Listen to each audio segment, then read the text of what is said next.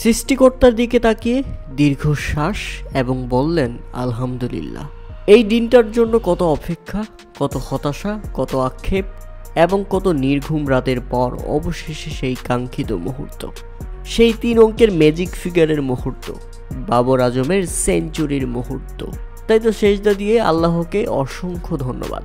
আর কেউ বলতে পারবে না বাবর আজম এত বছর সেঞ্চুরি করেনি। সর্বশেষ সেঞ্চুরি নেপালের বিপক্ষে, জিম্বাবুয়ের বিপক্ষে ইত্যাদি ইত্যাদি। সেই দিনগুলো অতীত হয়ে গেছে আজ। হতাশার পর থেকে আজকে সুখের মুখ, তাই তো চোখের জলটাও ধরে রাখতে পারলেন না প্রিয় বাবর আজম।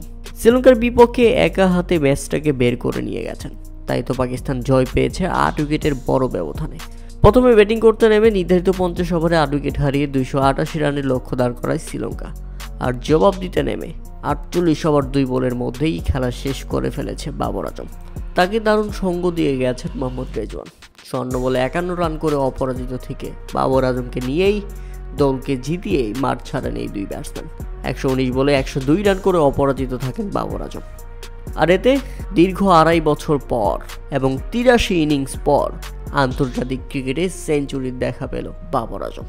দিন হিসেবে বলতে গেলে 807 দিন পর সেঞ্চুরির দেখা পেল বাবর আজম। অভিনন্দন বাবর আজম।